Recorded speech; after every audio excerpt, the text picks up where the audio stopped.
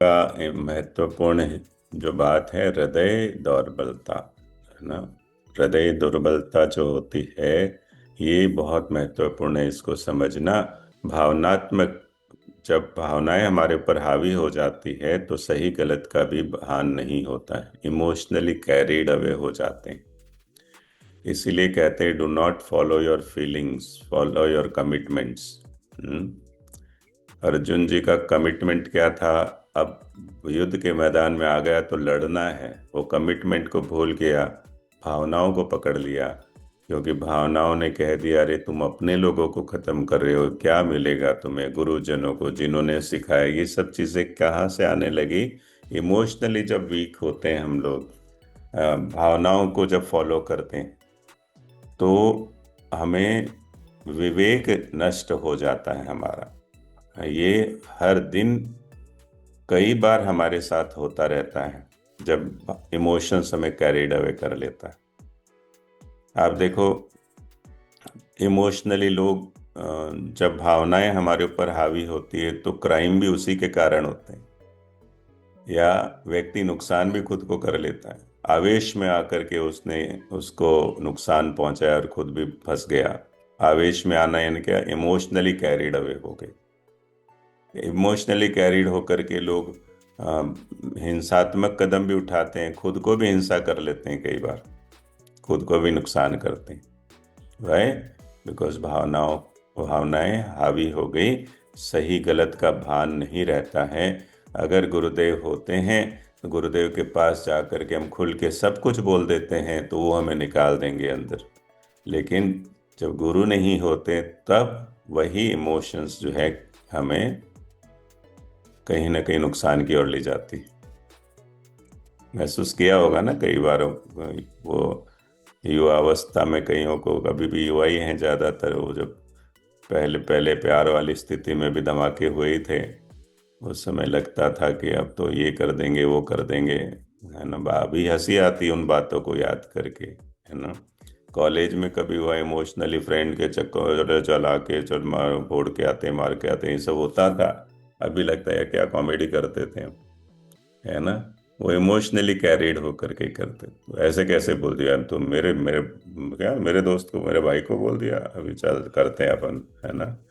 वो क्या मेरे लोग को बोल दिया? अब सही गलत नहीं जानना, क्यों बोला, क्या करना, वो जानने का ही नहीं है, बट इमोशनली कैरीड हो जाते हैं। तो आज का सूत्र है, फॉलो योर कमिटमेंट के प्रति सजग रहो, भावनात्मक नहीं। लाइफ को इमोशंस की वैल्यू नहीं है, ऐसे नहीं है।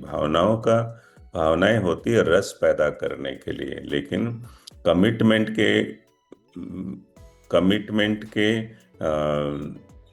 बिहाफ पर अगर इमोशंस को पकड़ते हैं, जिंदगी हम भावनाओं से नहीं जी सकते। भावनाएं क्यों नहीं जी सकते? भावनाओं से इसलिए नहीं जी सकते हैं कि भावनाएं बदलती रहती है, फिक्स नहीं है। एग्जैक्टली यार। अब चेक करो आप, कभी लगता है तेरे बगैर जी नहीं सकता, दूसरे पर लगता है तेरे साथ जी नहीं सकता, इतने फास्ट बदलती है भावनाएं। यस। अगर हमने भावनाओं का, आजकल प्यार भी कैसे करते हैं लोग, किसी के प्रति अच्छी फीलिंग्स आ गई, प्यार आ गया। अब जैसे ही प्यार आता है, हम एक्चुअली इसको प्यार मानते ही नहीं, अट्रैक्शन ही होता है। और अच्छा मिल गया, अब उसको पजेस करना चाहते हैं, मेरे पास ही रहे, किसी से बात नहीं करे वो, मेरे मेरे फोन का रिस्पॉन्स दे, अब वो पजेशन आ गया। अब उसको आप हासिल भी कर लेते हो, हासिल करने के बाद वो रहता नहीं, कमियां दिखने लगती हैं। फिर वही भाव जो है किसी और में दिखाई देने लगता है, फिर फीलिंग्स, अगर फीलिंग्स को फॉलो करते रहे ना तो परिवार ही टूटते रहेंगे। भावनाओं से एक ऑर्गेनाइजेशन नहीं चलता, आप नौकरी भावनाओं से कर ही नहीं सकते, कमिटमेंट से करना पड़ता है। यस। तो क्या संबंध है इस कमिटमेंट और इन भावनाओं का? संबंध क्या है? तो कहते हैं, अगर पानी गिरता रहेगा तो बिना डायरेक्शन के, पानी अगर बारिश गिरता रहे तो बाढ़ बन जाता है। भावनाओं को कोई दिशा नहीं है तो बाढ़ का काम करती है, नुकसान करता है, पूरा घर के घर तबाह कर सकता है, समुदायों को खत्म कर सकता है इमोशनली, क्योंकि डायरेक्शन नहीं है, वो बाढ़ का काम कर गया। इसी तरह अर्जुन को वही अंदर भूचाल चल गया कि मैं क्या कर रहा हूं क्या नहीं, भावनाओं में बह गए। सो जब वही पानी को जो बारिश गिर रही है उसको अगर दो किनारे मिल जाते हैं और वही पानी एक डायरेक्शन में फ्लो करता है और एक हाइट से नीचे गिरता है, तो सेम पानी जो कि नुकसान कर रहा था वही पानी अब कंस्ट्रक्टिव वे में काम कर रहा है, इलेक्ट्रिसिटी जनरेट कर रहा है, इरिगेशन में काम आ रहा है। और वो दो किनारे कौन से होते हैं? कमिटमेंट के। कमिटमेंट के साथ जब फीलिंग्स जुड़ती हैं तब जा करके लाइफ में सिर्फ कमिटमेंट से स्ट्रेस आ जाता है, इमोशन से रस पैदा होता है, मस्ती भी होती है। तो ये दोनों का मिश्रण है जीवन। लेकिन भावनाएं अगर हावी हो गई तो एक भला व्यक्ति भी गलत काम करने में चूकता नहीं है। और वहाँ ये ज्ञान कहाँ से मिलता है? जब गुरु जीवन में होते हैं, गुरु होते हैं तभी ये सारी अवेयरनेस आती है। सच में मैं इमोशनली कैरिड हो रहा था। मेरा ये लास्ट ईयर का एक्सपीरियंस था। मतलब इमोशन क्या नहीं कर सकते, हमारी भावनाएं आप सोच भी नहीं सकते।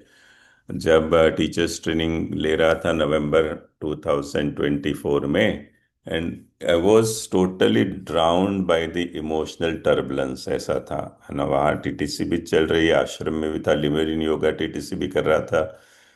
और ऐसे माहौल हुआ कि मैं आश्चर्य हो रहा था कि 50+ एज में कभी जिंदगी में इस तरह का भूचाल अनुभव, हालांकि क्लासेस भी ले रहा था, सब कुछ कर रहा था, लेकिन किसी को कुछ पता ही नहीं चल रहा था, ऐसे माहौल था। अब वो मेरे से एक लिमिट क्रॉस होने के बाद सहन ही नहीं हो रहा था। मैं खुद को देख के आश्चर्य हो रहा था, यार ऐसा कैसे मैं ऐसा कैसे हो सकता हूँ? इतना कमजोर पड़ चुका था अंदर से। हालांकि लोगों को कहीं भी कोई भनक नहीं थी। अल्टीमेटली 25 नवंबर को मैं ऑल ऑफ सडन आश्रम में ही था, मैंने सीधा गुरुजी से संपर्क किया। गुरुदेव मुझे ले गए गाड़ी में बिठा के, बोले कि सीधा देखते हुए बोले, महेश माया ने जकड़ लिया है अच्छे से, चर्निंग चल रही है तुम्हारी अच्छी खासी, ऐसे करके बोले। और उन्होंने ठीक किया। बोलो, गुरु है तो हम बच जाते हैं, है ना। अब गुरु कोई शरीर नहीं है। अब हमें लगता है कि अरे भैया तो करीब है गुरु जी के, तो उनको तो मिल गया सानिध्य, सबको थोड़ी ऐसा नहीं है। वो बॉडी के करीब उस समय वो थॉट आया, मैं वहीं पर हूँ, मुझे गुरु जी से मिलना है। आप गुरु से कनेक्टेड हैं, गुरु जी किसी भी माध्यम से आपको वहां से निकाल देते हैं। हरि के 1000 हाथ होते हैं ना। शरीर की लिमिट होती है सब जगह पहुंचने की। लेकिन गुरु तत्व तो किसी भी, एक रिक्शा वाले के रूप में भी आ सकते हैं, एक बच्चे के रूप में भी आ सकते हैं, किसी भी रूप में आपको आकर के ज्ञान दे सकते हैं अगर वो सजगता है। यस। तो हमें ये देखना है कि इमोशनली रिलेशनशिप सब जगह आप बहुत हर्ट और पेन लेते हो, समझ लो हम इमोशनली कैरिड हो गए, भावनाएं हावी हो गई, कमिटमेंट ढीला पड़ रहा है। कई बार लगता है छोड़ देते हैं, बस भागो घर छोड़ के, बहुत हो गया। ये भावनात्मक होता है। फिर जैसे ही थोड़ा समय होता है लगता है अरे छोड़ यार, चलता रहता है कॉमेडी, चलो कमिटमेंट, खाना बनाओ, काम पर लग जाओ। अरे सो अमेजिंग, हर दिन महाभारत चल रही है हमारे अंदर, भावनाएं हर दिन हावी होती तो ये है। लेकिन इमोशंस तो बहुत जरूरी पार्ट है लाइफ का। इमोशंस के बिना मतलब लाइफ बहुत नीरस नहीं होगी। मतलब ठीक है, धमाके भी आते हैं, अप एंड डाउन आते हैं, लेकिन it's a part of life. Emotion नहीं होने चाहिए ऐसा तो बोला ही नहीं कहीं भी। इमोशन कैसे होने चाहिए वो बताया गया ना। किनारों के बीच में अगर पानी बहता है, भावनाओं को अगर दिशा दे दी जाती है कमिटमेंट से, तो वही भावनाएं कल्याण भी करती है। हाँ, भाई सही है। मेरे अंदर वो भाव था कि मुझे कुछ भी हो जाए, गुरु जी जो बोले वही करना, मैं घर बार छोड़ के निकल गया, मेरा भावनात्मक कैरिड अवे था, बट कल्याण का कारण था। आज वही फैमिली मेरे लिए गर्व महसूस करती है। पर कमिटमेंट का बेस होना बहुत जरूरी है, अदरवाइज इमोशंस नुकसान ही करती। इमोशन नहीं होना चाहिए, वैसे पॉसिबल ही नहीं है ना। हम्म। नहीं तो पत्थर हो जाते हैं, और हो ही गए हैं कई लोग, देखो।